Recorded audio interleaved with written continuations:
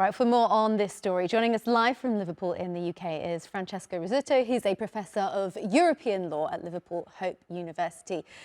Francesco, official figures suggest that this might affect around 500 farmers a year, although some people say it might be a lot less than that. And usually really wealthy farmers. Have ordinary farmers just not really understood what's going on? Why are they so upset?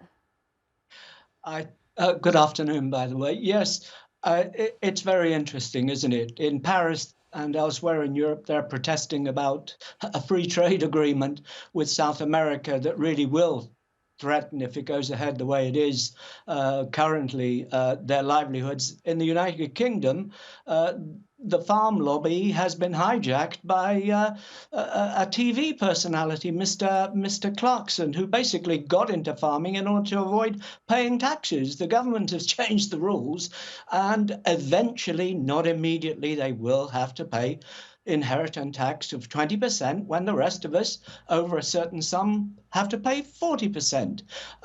So it's a very interesting anti-tax story, if you like, an anti-tax protest. Look, we don't really know how many people will be affected, but there's no doubt that only the truly wealthy, those whose assets are worth more than 3 million in reality, may end up having to pay some of that tax. And if they're smart, they can actually get away with doing that as well.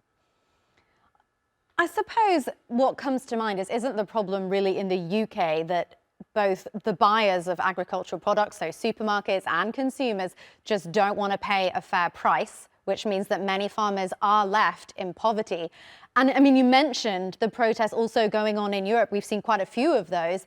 Isn't there something here more fundamental about how Western cultures view farming and farm produce and our food security? You're absolutely right to raise that. I think the real problem for the overwhelming majority of farmers in the United Kingdom is that they might be asset rich. In other words, £1 million for a reasonable farm. If you factor in that some of the equipment costs £500,000 anyway, that, if you like, isn't the problem. The problem is that their income has diminished significantly, not only because of Brexit, we don't have export markets anymore, but also because, of course, the great retail chains do not pay a correct price.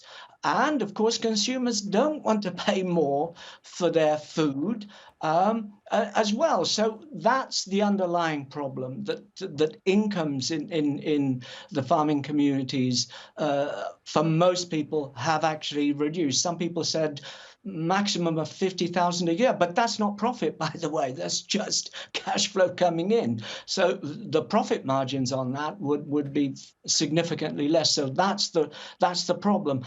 And to that extent, there is, if you like, an overlap with what's happening in Paris today and in certain parts of Europe more generally, that you're right. We don't appreciate in Europe, including the United Kingdom, the cost of farming and the price that has to be paid for the quality of products that we want to buy.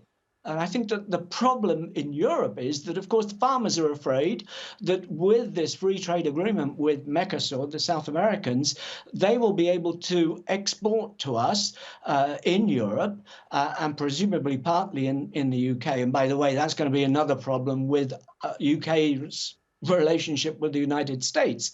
The import of farm products that are not produced to the same standards or are produced in ways that are environmentally very damaging.